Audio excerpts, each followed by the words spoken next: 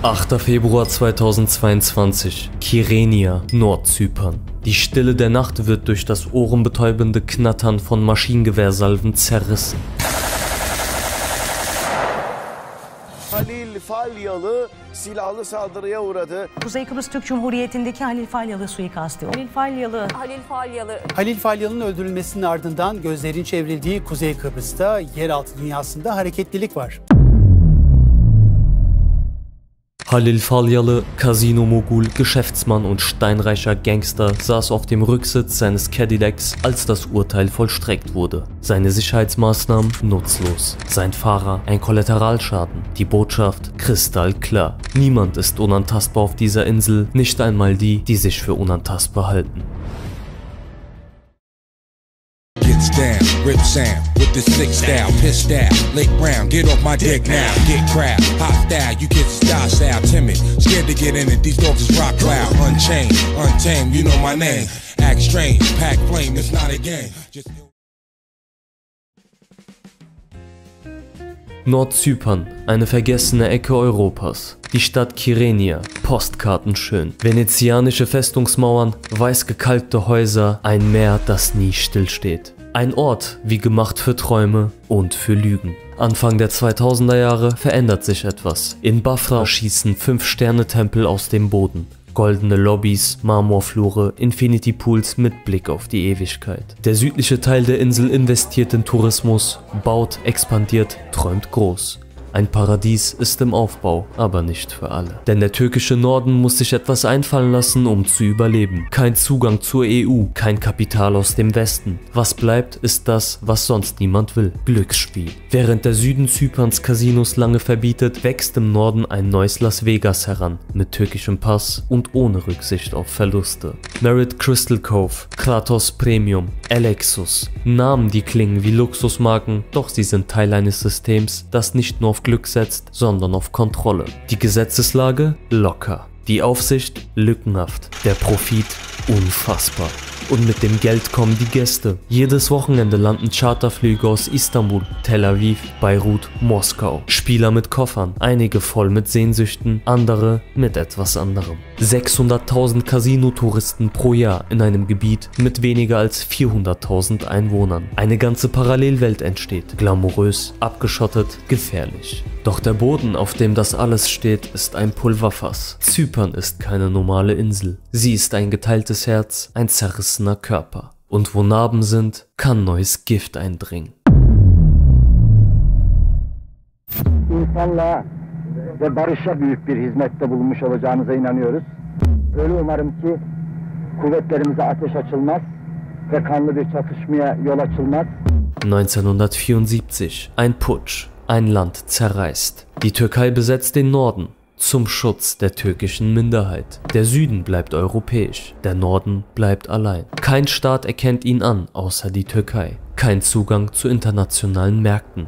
Kein Vertrauen von außen. Doch diese Isolation wird zur Waffe, denn wo Regeln fehlen, blüht der Schatten. Ende der 90er eröffnen die ersten Casinos. Gerade in dem Moment, als die Türkei selbst das Glücksspiel verbietet. Ein Zufall? Wohl kaum. Als wäre der Boden vorbereitet gewesen. Dann kommt das russische Geld. Nach dem Fall der Sowjetunion suchen Oligarchen neue Häfen für ihre Reichtümer. Der Süden nimmt es in seine Banken, der Norden in seine Spielsäle. Zypern wird das neue Monaco des Ostens. Nur ohne Polizei, ohne Kontrolle und ohne Skrupel. In Nordzypern kann man alles waschen. Drogengeld, Waffendeals, Bestechungsgelder. Du spielst, du verlierst, du gewinnst. Und alles ist legal. Die Casinos bekommen in Fachkreisen bald einen Spitznamen. Die Perfect Money Casinos. Orte, an denen sich Schwarzgeld nicht nur verstecken, sondern vermehren kann. Und so wird das Casino zur Kirche des neuen Glaubens. Profit über alles, Moral über Bord. Und wo so viel Geld fließt, da fließt auch irgendwann Blut. Halil Falyalı war kein gewöhnlicher Casinobesitzer. Er war ein Architekt der Schattenwirtschaft, ein Mann mit Kontakten, Kapital und keinerlei Skrupel. Geboren 1969 beginnt seine Karriere als einfacher Sicherheitsmann. Doch in Nordzypern, wo Gesetze biegsam und Loyalitäten käuflich sind, reicht das, um ganz nach oben zu kommen. Falyalı wird zum König einer Branche, die alles andere als sauber ist. Glücksspiel, Online-Wetten, Immobilien, Ölhandel, Yachthäfen. Alles, was sich bewegen und verstecken lässt, wurde Teil seines Imperiums. Sein Kronjuwel, das Les Ambassadeurs Hotel und Casino. Ein monumentaler Prunkbau mit vergoldeten Säulen, Kristalllüstern und einem Personal, das wusste, wann es wegsehen musste. Hier verspielten Highroller aus Russland, der Türkei und dem Nahen Osten Millionen. Offiziell. Denn inoffiziell war das Les Ambassadeurs ein Meisterwerk der Geldwäsche. Bargeld aus Drogengeschäften wanderte in Spielchips, wurde durch gezielte Verluste legitimiert und verließ das Gebäude als gewaschener Casinogewinn. Steuerfrei, unangetastet, unauffällig. Doch Falyalı war mehr als ein Casinokönig. Sein Name tauchte in Polizeidokumenten auf, die eine internationale Wettmafia mit einem täglichen Umsatz von 40 Millionen Dollar aufführten. Bei einer Razzia 2016 wurden 780 Millionen Dollar beschlagnahmt. Falyalı war mittendrin.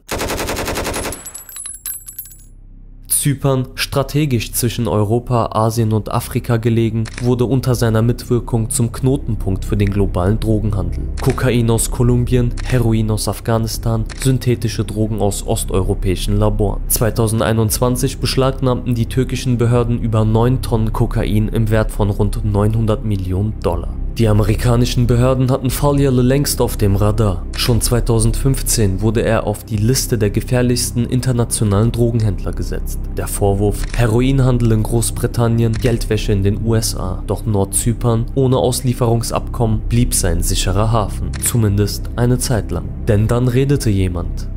Diyorsunuz ya biz herkesi gider alırız. Halil Falyalı'yı niye almıyor? Yayınladı arkadaşlar Amerika'nın kırmızı arama şeyini, Orta Doğu'nun uyuşturucu patronu diye. Türkiye'de de bet işlerinden aranıyor. Sedat Peker, einer der berüchtigsten Unterweltbosse der Türkei, ging 2020 ins Exil und begann, Namen zu nennen. Einer davon Halil Falyalı. Die Anschuldigungen waren explosiv. Prostitutionsringe, Drogenschmuggel, systematische Geldwäsche. Ein mafiöses Netzwerk, das bis in höchste politische Kreise reichen sollte. Herkesi gidip alıyorsunuz, gidin onu da alın. Ama onda kasetleri var. Herkesi çekmiş o da. Falyalı stritt alles ab, doch das Fundament begann zu bröckeln. Im November 2023 wurde der Sumpf noch tiefer.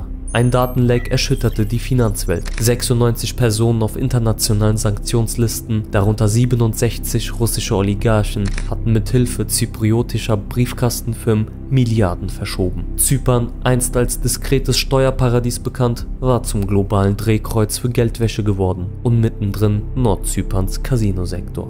Doch Falyalys Einfluss wurde zu groß, zu sichtbar, zu gefährlich. Am 8. Februar 2022 traf ihn die Rache der Schattenwelt. In Kyrenia wurde sein Cadillac auf offener Straße durchsiebt. Ein gezielter Auftragsmord. 8 Verdächtige wurden später in Istanbul verhaftet, darunter die Brüder Mustafa und Mehmet Faysal Söylemez. Sie gehören zu einem kurdischen Clan mit Sitz in Istanbul und sind seit Jahrzehnten in der Unterwelt vertreten. Doch niemand glaubt, dass sie allein handelten.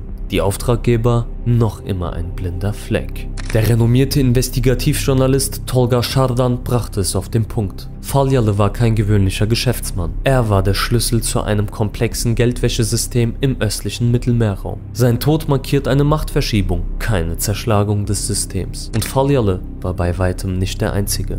In derselben Unterwelt agierte Sheriban Toptal, von Interpol gesucht wegen der Gründung einer internationalen kriminellen Organisation, verhaftet in Nordzypern. Ihr Fall zeigt, die Insel ist längst nicht mehr nur Fluchtpunkt, sie ist Operationsbasis. Auch Cumali Incesoy, Anführer der berüchtigten Deveciler-Gruppe, wurde auf Zypern geschnappt. Ihm werden mehrere Morde und schwere Gewalttaten vorgeworfen. Und dann war da noch Mark Buddle, australischer Mafiaboss, Anführer der gefürchteten Motorradgang Comanchero. Auch er tauchte plötzlich in Nordzypern auf, bis die Behörden ihn festnahmen und an die Türkei auslieferten. Sein Fall zeigt, die Unterwelt ist global und Zypern längst ein Knotenpunkt auf ihrer Karte.